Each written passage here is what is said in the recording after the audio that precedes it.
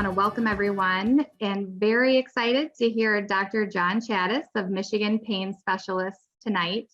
To give you a little background, Dr. Chattis was born and raised in Ann Arbor, Michigan, and has been a pillar of the medical community in Southeast Michigan for over 30 years. Dr. Chattis earned his master's degree from the University of Michigan School of Public Health and his medical degree from the University of Michigan. He is a board-certified anesthesiologist and has been a member of the St. Joseph Mercy Hospital medical staff as an interventional pain specialist since 1991, with a subspecialty certification in pain medicine through the American Board of Anesthesiologists. In 2007, Dr. Chattis achieved the highest certification in this field by becoming a fellow of the World Institute of Pain and was recognized by his peers as one of the Southeast Michigan's top doctors in 2009. Dr. Chattis is an expert in advanced interventional pain treatments, and we are very appreciative of the opportunity to have this discussion with him tonight. So without further ado, I would turn it over to Dr. Chattis. Thank you. Thank you, Elizabeth. Again, thanks everybody for joining us today. And as Elizabeth stated, please feel free to submit your questions throughout the entire talk so that you don't have to remember them at the end, and look forward to going through some of these slides with you.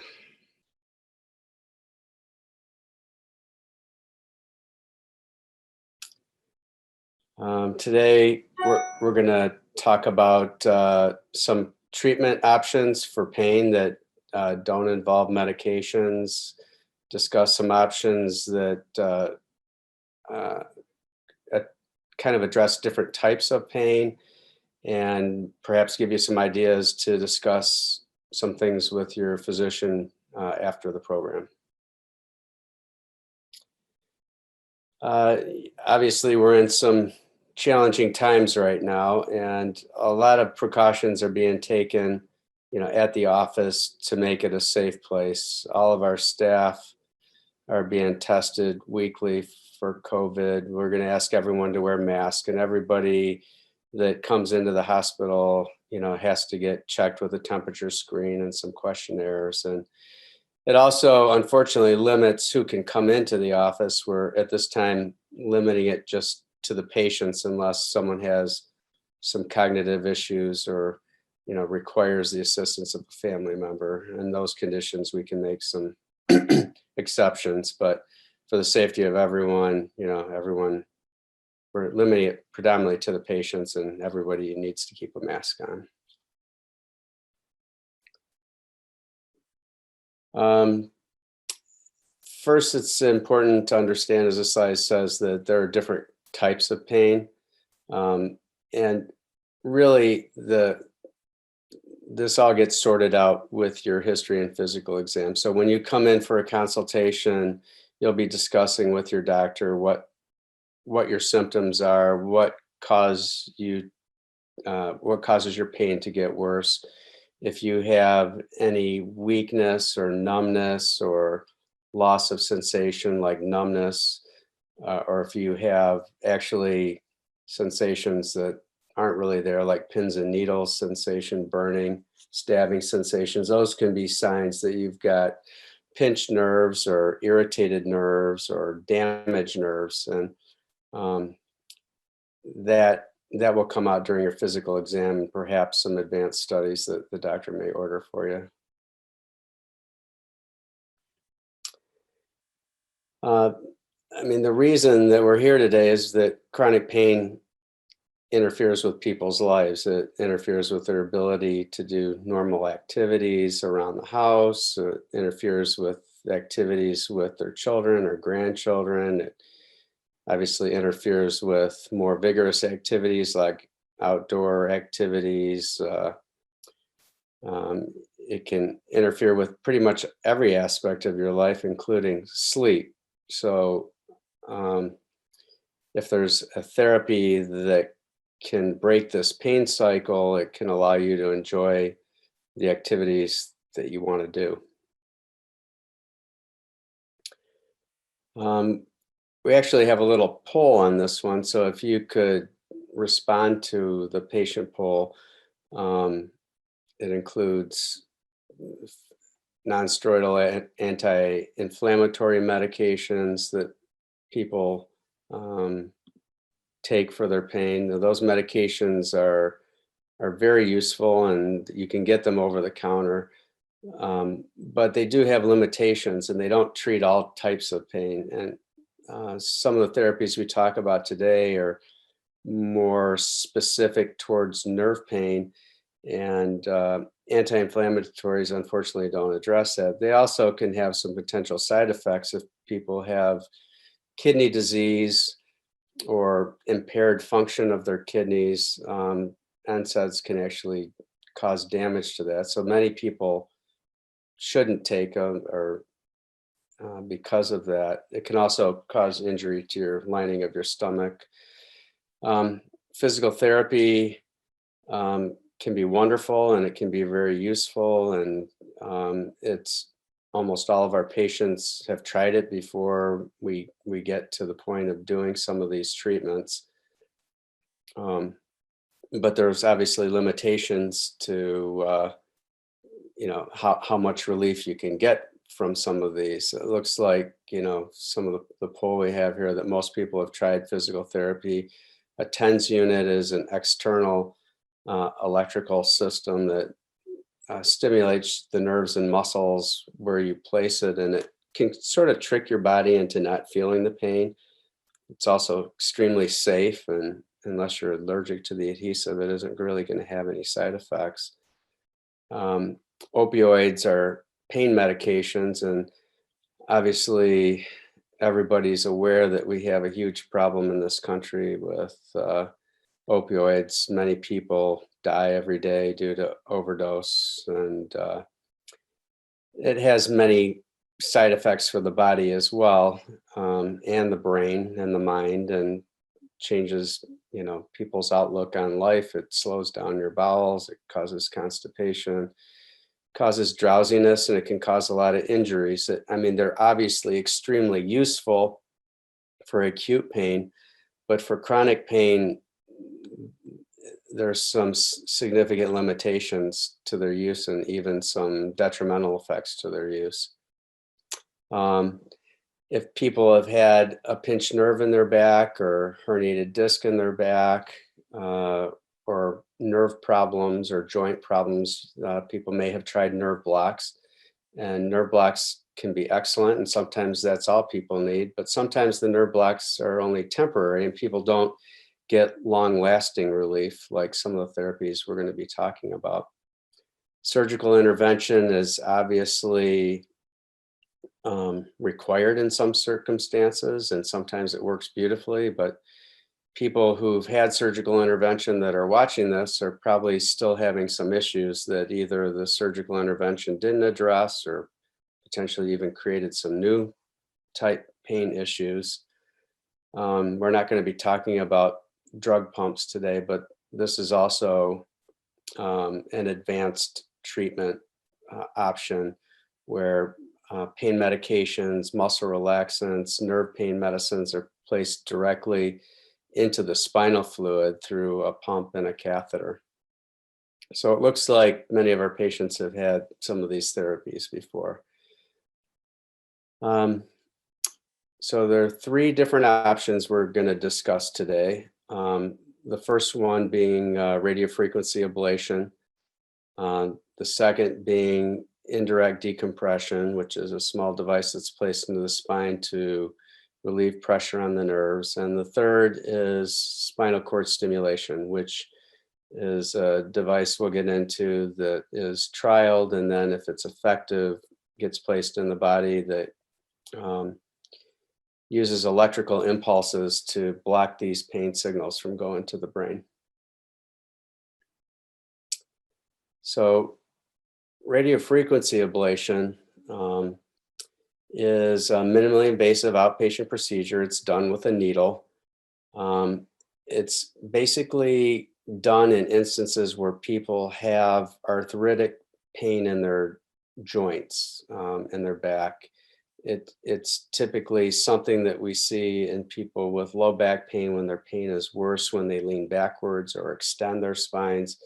That puts pressure on those joints.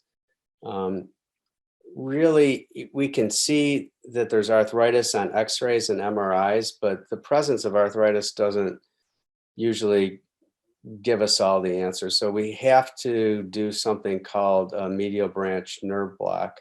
So if the doctor thinks that your pain is coming from these arthritic joints based on your physical exam and your imaging studies, he may suggest to you this nerve block, which basically you lay on your stomach, we wash off your back, numb up your skin. You may or may not get sedation. And then a small dose of local anesthetic is placed on the nerves that innervate these small facet joints. And if on 2 occasions you get relief of your back or neck or thoracic pain, that's at least the duration of the local anesthetic, then on the 3rd visit, we actually use a needle that is insulated, and the tip of the needle is hooked up to a machine that generates radiofrequency lesioning. It heats up to 90 degrees Celsius and it cauterizes the nerve. And the nerve is anesthetized before we cauterize it, so you don't have any discomfort with it. Most patients choose to be asleep for this, but it's a very quick, easy outpatient procedure that lasts, 15 to 20 minutes, and it can provide pain relief 6 months to a year for patients that have arthritic joint pain in their necks or their back. The next procedure we're going to discuss is something called Vertiflex. And we can go ahead and go to the next slide. Patients that are good candidates for this procedure are people that have trouble standing up straight and walking. Like, it causes increased pain in their low back and their buttocks or down into their legs. Typically, people who are good candidates for this, the farther they walk, the more discomfort they get. And they find that if they sit down or lean forward, that pain will be relieved, and then they can get up and start walking again. Another common symptom is that when patients with narrowing in their spinal canals that are good candidates for this indirect decompression use a shopping cart or a cane, and they're able to walk longer distances by leaning over. The leaning over, your mother always asked you to stand up straight and walk tall. Well, in this condition where they're pinched nerves, it actually, standing up straight and walking tall actually causes more pinching. So people naturally want to lean forward when they have this problem, and it actually takes some of the pressure off the nerves.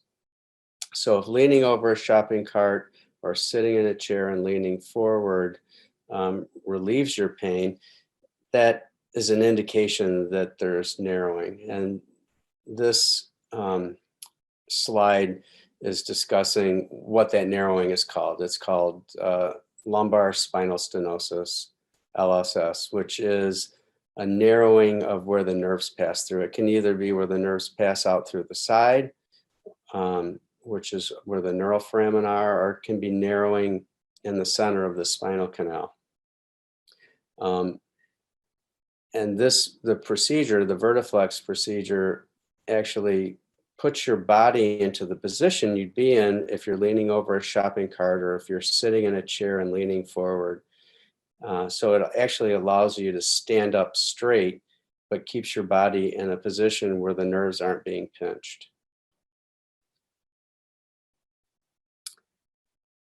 So the nice thing about this Vertiflex procedure is that it is basically microsurgery. It's a very tiny incision.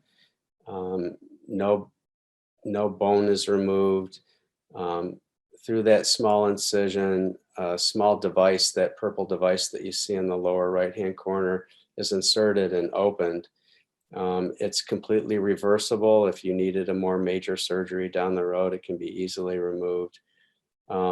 It's an outpatient procedure that takes less than an hour. It's done under IV sedation. Patients don't require a general anesthetic. The typical back surgery recovery is 6 months. Recovery from this surgery is mainly 6 weeks. We don't want you to do any heavy lifting, bending, twisting, but you can walk, you can drive, you can do, small household activities for 6 weeks. We don't want you doing any major bending, lifting, twisting for 6 weeks until you've fully healed. That's just to ensure that that device stays in place. But really, the restrictions are very limited. And the results of this procedure are extremely long lasting. If you've had epidural injections and they've lasted a few weeks or a few months, you'll be glad to hear that patients who receive this, they get good relief from it, are doing better at 5 years than they are doing, a month after the procedure. So patients get excellent long-term relief. Here we have some testimonials of people, who've had the procedure.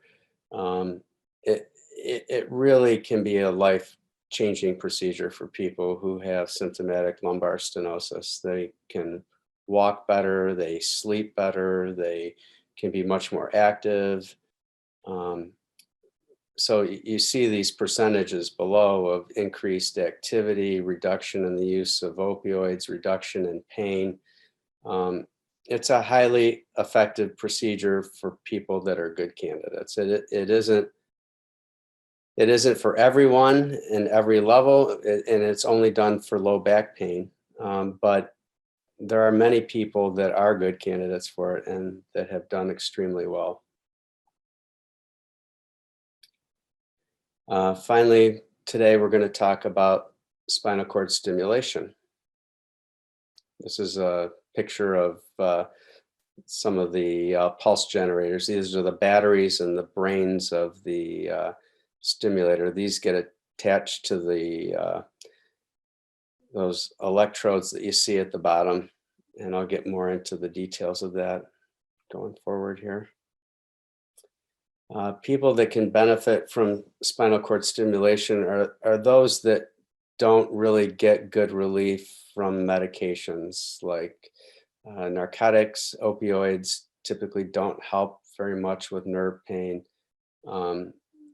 NSAIDs don't typically help very much with nerve pain. So people that have nerve pain, that's like when you hit your funny bone, or you've got burning pain in your feet, or shooting pains into your low back or legs. If people have had prior back surgery and they're still suffering from the same or worse pain that they had before their surgery, they can also do extremely well with this procedure. People that are good candidates for this are people that have had pain for more than 6 months, people with pain in their back, their legs, or their feet, people that have neuropathy, which is numbness, painful numbness in their feet or their legs, people that have chronic regional pain syndrome or RSD. That comes typically from orthopedic type injuries that fail to, the pain just doesn't go away and actually gets worse. So if someone falls into one of these categories and their average pain is at least a 5, and they've had the pain for at least 6 years, and they've tried, injection treatments and radiofrequency ablations and perhaps even surgery, and they're still suffering, spinal cord stimulation therapy may be an excellent option for you.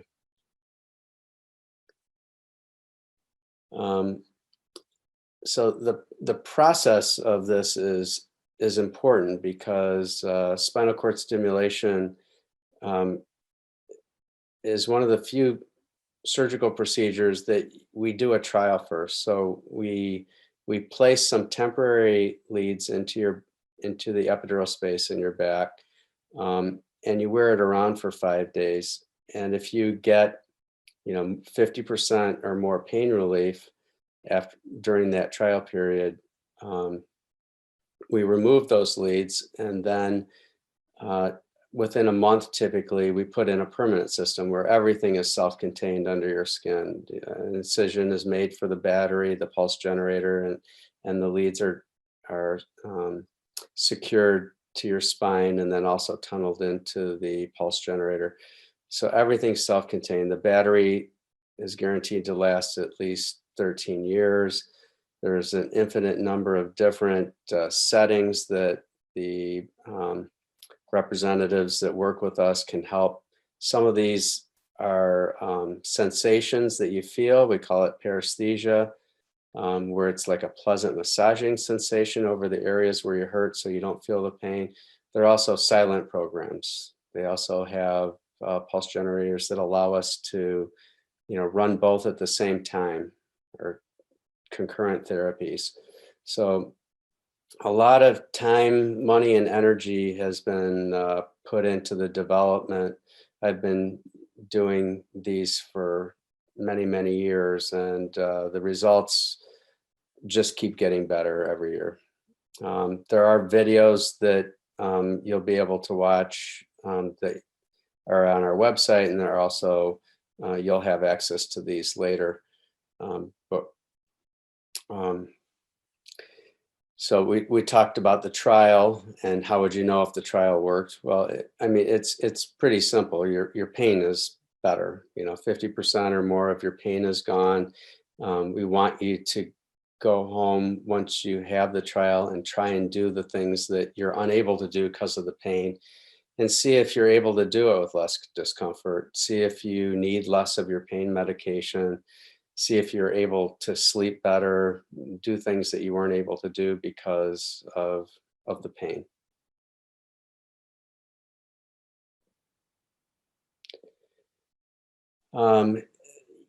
Spinal cord stimulation is also very specific. You don't have to feel it where you don't want to feel it. If you just have pain in your back, we're able to address that. If you just have pain in your feet, we're able to, address just that. In the past, you had to pretty much feel stimulation from your waist all the way to your toes if you had, burning neuropathic pain in your feet. But now the software is so sophisticated that we're able to isolate specific areas. And that's what this slide is showing you, that we can target the area of your pain very precisely.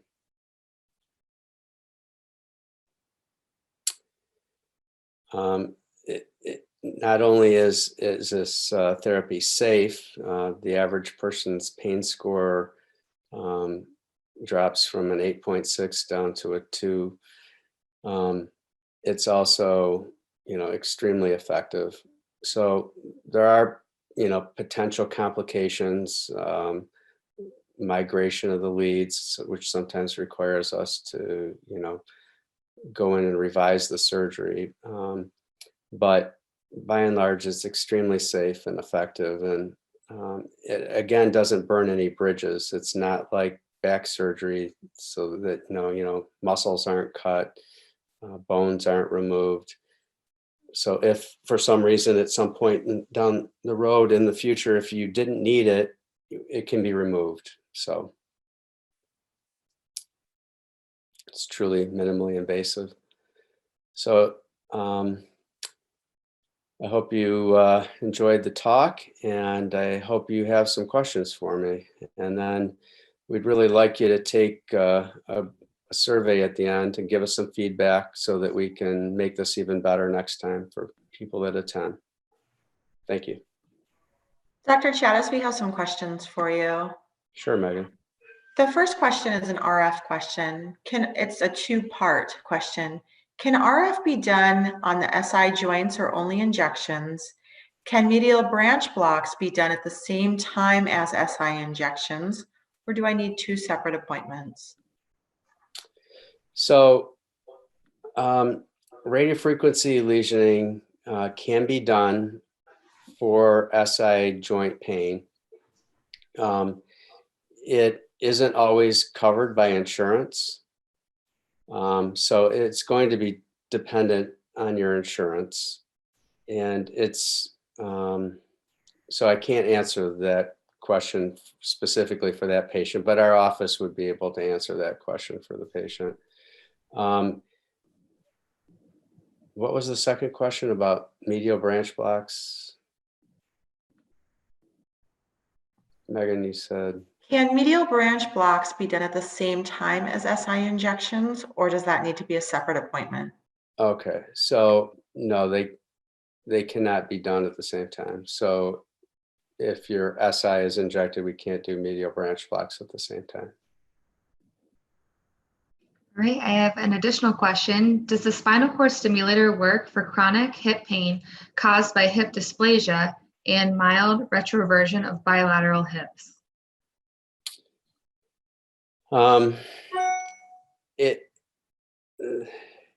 That's a hard question to answer also. So if somebody needs like a joint replacement, such as a hip replacement or a knee replacement, spinal cord stimulation probably isn't going to be effective.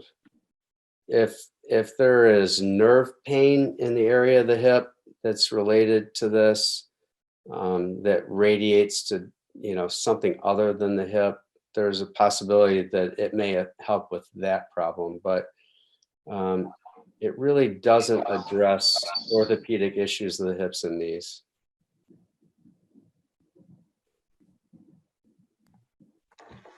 I have a Vertiflex question. Have many patients that have had the Vertiflex installed had many problems from the hardware? It's very rare in my experience, and I've put in many of these. I've never had anybody request that I remove it. So I don't think patients have any sensation of it being there. All they notice is that their pain is gone. There can be some discomfort, in the first few weeks. Once a nerve's been trapped in your body for months or years and you set it free, it can be irritated and aggravated, and people can have some pain in their buttocks. But these titanium interspinous spacer devices don't cause any discomfort of their own, and the devices are not painful. In rare circumstances, patients may fracture one of their spinous processes, which could cause some acute low back pain. But fortunately, even in those circumstances, the pain relief provided by the Vertiflex is usually maintained. So we're talking about, 1 out of 100 patients may get a spinous process fracture. How long does it usually last? The pain relief from Vertiflex, at this point, the studies have gone out about 7 years and we're still seeing excellent pain relief. So the pain relief from the procedure is potentially indefinite. It could go on forever. That's not to say that you couldn't develop the same problem, above or below where you had the Vertiflex put in. But one of the wonderful things about this is that it doesn't promote problems above or below. When someone has a laminectomy or a fusion, they're at very high risk for having problems develop above or below that are actually accelerated by the surgery. And one of the great things about this is that they haven't seen any acceleration of problems above or below it. Not to say that people don't get those problems, they would with or without it. But I think that should answer the question. And then the last part to that question, is there anything that works for the thoracic area? The thoracic area, radiofrequency can be done for the thoracic area, but spinal stenosis in the thoracic area, Vertiflex can't be done. Surgeons typically don't want to work there. For thoracic pain, spinal cord stimulation can be very effective, and but the Vertiflex can't be used in the thoracic region. Okay, I have two spinal cord stimulator questions in order. How do you determine which treatment might be best? I have chronic pain in my legs and my hips. So if that patient came into the office, they'd be examined, and we can make a pretty good guesstimate about where the pain is coming from, whether it's coming from the spine or the joints. And then we'll order some confirmation imaging, x-rays, MRI, CAT scans, something that will, pinpoint where the issue is. So if someone came in with pain like in their legs, there are things in the history and in the physical that would lead us to believe that it is perhaps stenosis. An MRI would show us whether there was stenosis, and then we could help determine the best, course of therapy for you or intervention. If there turns out not to be stenosis and it's just arthritis, then the radiofrequency. But basically, the history, the physical, and confirmatory imaging will give us the answer to what's causing it. Great. And then how easy is it to replace the spinal cord stimulator battery? It says mine needs to be replaced and is located in the upper body under the right arm. That's a very quick procedure. It's done in the operating room under sterile conditions, but it takes about a half an hour. There's an anesthesiologist and sedation and sterile technique, but basically, just the area needs to be anesthetized, an incision needs to be made, the battery gets swapped out, and the skin gets reapproximated with sutures, and it's about a half-hour procedure. I have two Vertiflex questions for you. Can more than one Vertiflex device be installed between several discs? Yeah, it's approved for placing two at a time. So if someone had two levels of narrowing, we could place two. If they had a third level, that could be addressed about 3 months down the road after the first two are placed. So it can address multiple levels of narrowing, and it is very common to have two placed at a time. I have had an SCS installed for 2 years and I still have pain. Should I look into the Vertiflex procedure?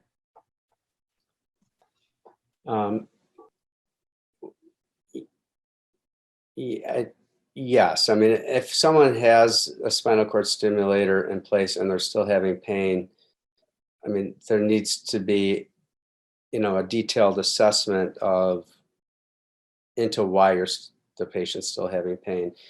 And that would include, history of physical imaging. And, it may be that there is nothing physically there in some, circumstances, but it may be that there is some organic issue such as stenosis that hasn't been addressed yet. And in fact, many people prior to this, the Vertiflex coming out, had spinal cord stimulators placed, and studies have been done which have shown that once the stenosis is addressed with the Vertiflex, that the spinal cord stimulator and the Vertiflex actually work extremely well together to provide better pain relief for patients. Dr. Chattis, I had a couple questions in regard to radiofrequency ablation. Do I need to have steroid injections before I can qualify for radiofrequency? How is that determined? I would really like RF and not injections. So steroids are not typically involved in the 2 injections that are done before radiofrequency. In my practice specifically, I just use a local anesthetic, but insurance does require that we do 2 nerve blocks with local anesthetic, and that the patient have pain relief of 80% during the duration of the local anesthetic. So no steroids need to be used. So to follow up on that, if it's determined that steroid injections would be best for this patient, how does a doctor know that it's the correct spot? If a spot is injected and it doesn't work, can you try another spot? How long between the attempts?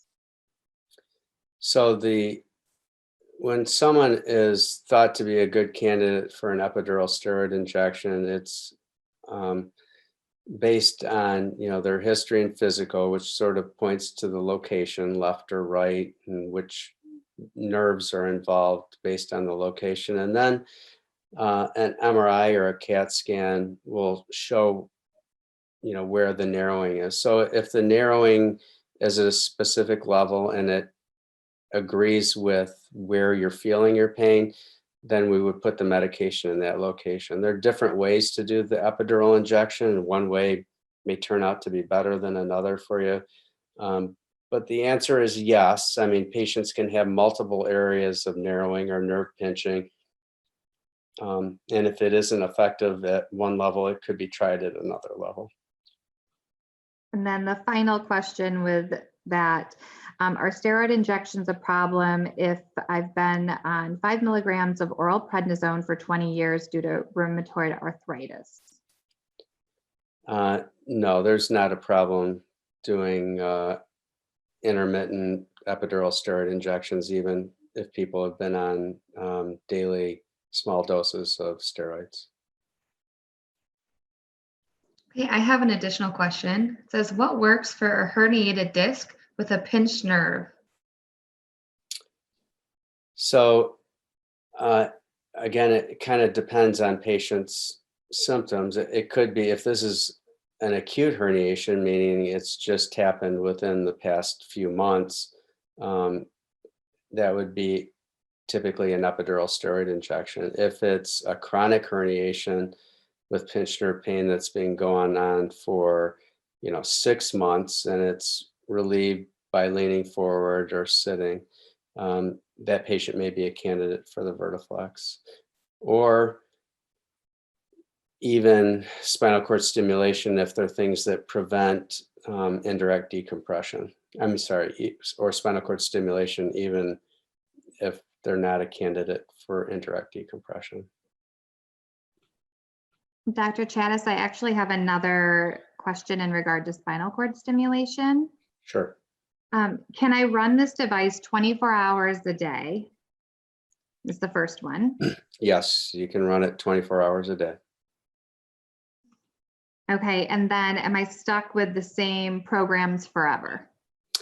No, the programs are literally infinite. And some of the panelists that you see here are experts in adjusting these things. So kind of, as I mentioned, you can have stimulation that you feel, you can have stimulation that you don't feel, you can have stimulation and that you feel and not feel run at the same time. You can turn the volume up, you can turn the volume down. It's extremely flexible. We also have a patient ambassador program, which is a great opportunity to get connected with a patient who has experienced spinal cord stimulation, for example. So the number there, the 1-800 number, you could call and get connected with a patient and ask specific questions and find out what their experience has been like. And a lot of people find that valuable to get connected with a current patient. All right, I'd just like to thank everybody for participating tonight, the Boston crew and everyone that got in from home, and great questions. And, we're here to help. So hopefully you found some of this information valuable tonight.